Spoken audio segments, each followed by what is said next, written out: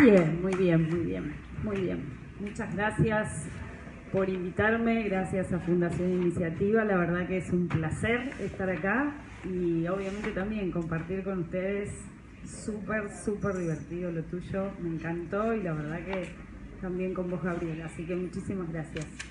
Bueno, en primer lugar, que nos cuentes un poco todo tu trayecto, porque has tenido diferentes tipos de emprendimiento, de todo tipo, y más que nada un resumen de los espacios por los que has estado, que en algún punto, entiendo, te fueron dando herramientas para hoy poder hacer el trabajo que haces, digamos, en el metro cuadrado del liderazgo de cada organización donde te toca participar y asesorar, ¿no?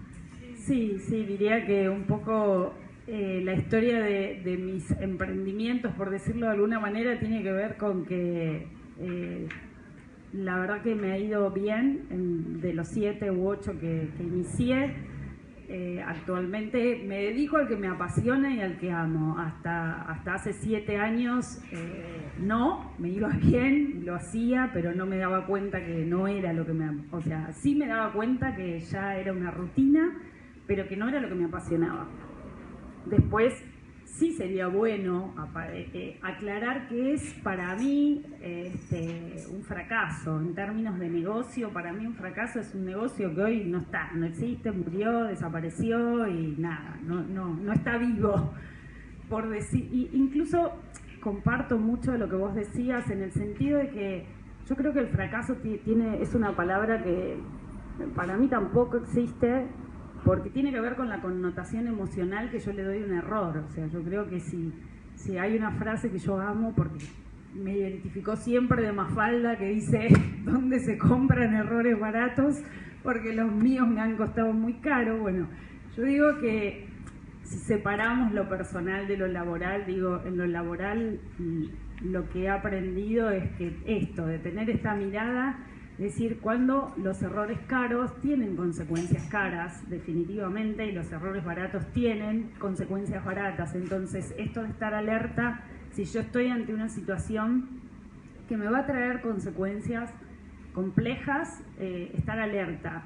Y también creo que ninguno de nosotros no vamos a disentir en algo. Si yo aprendo cuando cometo errores, o si el error es la oportunidad de aprendizaje, bueno, efectivamente, cuando las cosas no están saliendo como yo quiero, que técnicamente sería la definición de error, o sea, no estoy pudiendo conseguir los objetivos que me propuse, o no salieron las cosas como a mí me gustan. Entonces, si eso sería lo técnico, digo, bueno, ahí es el momento en que yo tengo la oportunidad de aprender, la oportunidad de decir qué es la definición de aprendizaje, digamos. Yo hoy puedo hacer algo que antes no podía hacer, que nada tiene que ver con conocimiento. O sea, puedo estudiar un montón, y máster y posgrado, qué sé yo, pero resulta que después no lo aplico y no puedo hacer algo.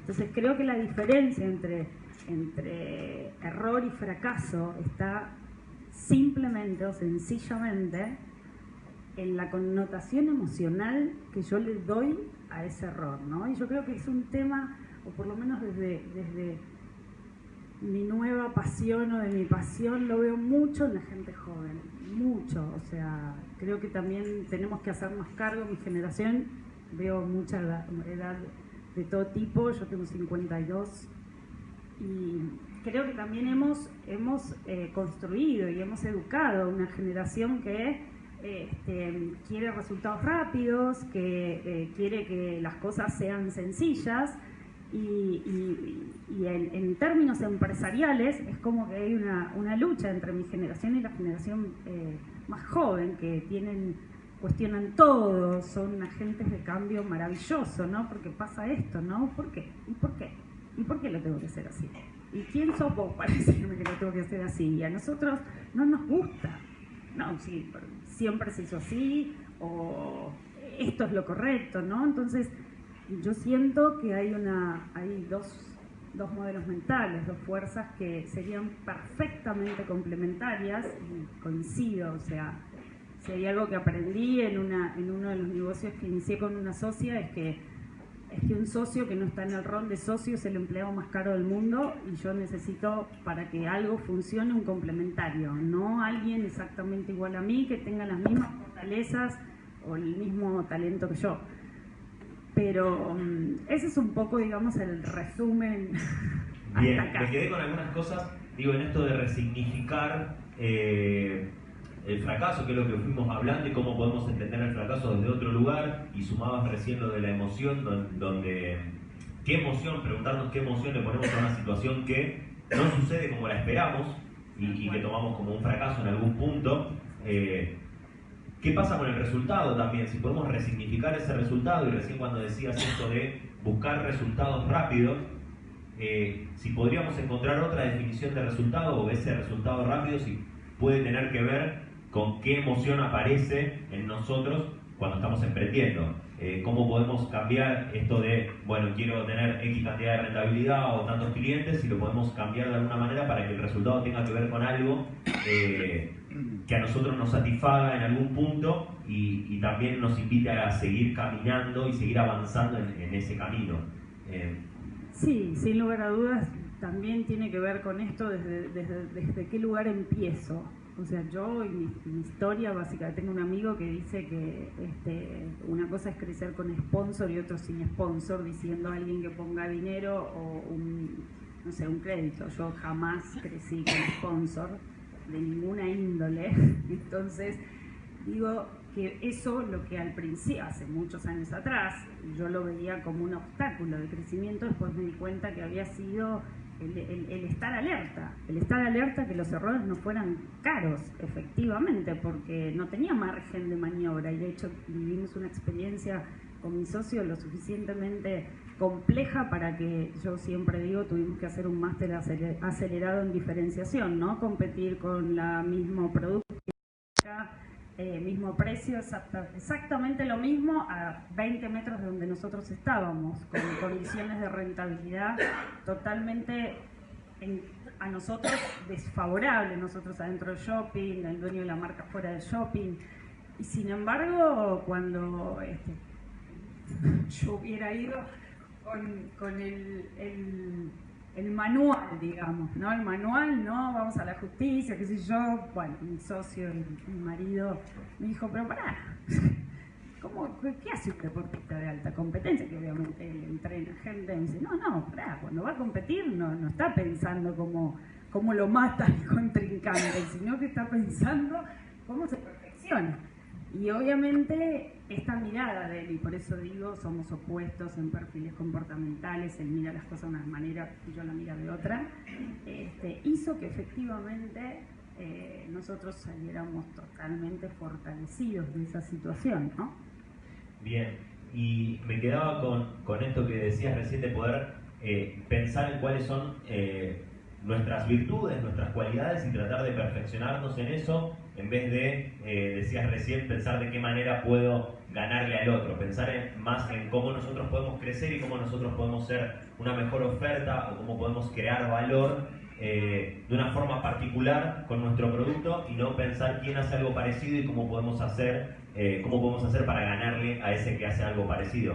Sí, y para mí en lo que yo hago particularmente, creo que eso se llama autoconocimiento. O sea, yo necesito saber cuál es mi talento, necesito saber cuáles son mis limitaciones, o qué tengo que tener bajo control, o qué necesito, qué tipo de socio necesito, o qué tipo de, no sé, si estoy en un primer escalón, estoy en una especie de autoempleo, que es lo que hemos hecho. Yo he hecho lo mismo que ustedes, la que estaba del otro lado era yo. Entonces, bueno, estoy en un autoempleo. Ahora, cuando yo quiero salir del autoempleo y quiero pasar al siguiente nivel, que sería gerente, tengo que desarrollar equipo. Bueno, y ahí la cosa se pone un poco más negra, ¿no? Porque necesito habilidades que obviamente yo puedo ser muy bueno arreglando computadoras, pero muy mala consiguiendo gente que sepa arreglar computadoras como a mí me gustaría. Entonces sí creo que el autoconocimiento es la clave, y de hecho por eso me apasionó tanto esto nuevo que emprendí, esto nuevo que inicié hace 7 años atrás, y que hoy sí le digo a mi marido y socio que se quede tranquilo, que en esto me quedo, pero sí dentro de lo que sería el estilo de personalidad conductual, me meto técnicamente un poquito en lo que nosotros hacemos, ¿no? El perfil emprendedor tiene un estilo de perfil conductual. El estilo de perfil conductual es cómo hacemos las cosas, no tiene problema con el riesgo, toma decisiones rápidas. El error en realidad no es un error, es un obstáculo, y estamos pensando a ver de qué manera vos no tenías los $300.000 y hacías una campaña para conseguir el resultado. Digo, hay perfiles conductuales que obviamente consiguen hacer que un emprendimiento se transforme en una empresa, pero si no lo tengo, bueno, sería interesante que yo pueda trabajar sobre qué necesito para que eso que yo quiero lograr, buscarlo en otra persona. La diversidad y la complementariedad creo que es la clave. Bien, te hago la última pregunta. ¿Cuál crees entonces que es la punta del ovillo para pasar a esa siguiente instancia que decías recién, de pasar del autoempleo a poder formar equipo? ¿Cuál es la clave a la hora de formar equipo, ¿no? Digo, bueno, emprendí, generé un producto, un servicio que creo que está bueno, que está siendo demandado, pero ahora llegó el momento de sumar personas y empezar a ocupar yo otro rol dentro de este mismo emprendimiento. ¿Cuál crees que es el gran desafío? Fundamentalmente saber liderar y armar equipo. Y para saber liderar, primero me tengo que saber liderar yo a mí misma. Creo que ese es el paso número 1. El paso número 2, entender que una empresa crece si tiene clientes, el flujo de dinero viene por allí. O sea, yo puedo ser la mejor de, o lo peor de, o no sé qué, pero si no tengo clientes, ahí se pudre todo. Entonces, el área de ventas es un área donde efectivamente es muy importante saber a qué público quiero ir, cuál es mi cliente ideal, ¿no? Todo esto que a veces decimos tan sencillamente, una mesa tiene 4 patas, ¿no? Y si le falta una, se cae. Bueno, sí, la empresa es lo mismo. Si no tiene el área de ventas, el área de administración y finanzas, el área de producción y el área de logística, una de las 4 que queda media torcida, ¿no? Y es ponerle la energía donde la tengo que poner. Creo que para pasar de autoempleo a gerente, el área de ventas es clave, que yo sepa diferenciar exactamente a qué cliente quiero llegar, y también, si lo voy a vender yo, obviamente formarme, ¿no? El otro día estaba charlando con una gente, bueno, fundamentalmente sobre nuestra industria del coaching, y la venta es un oficio.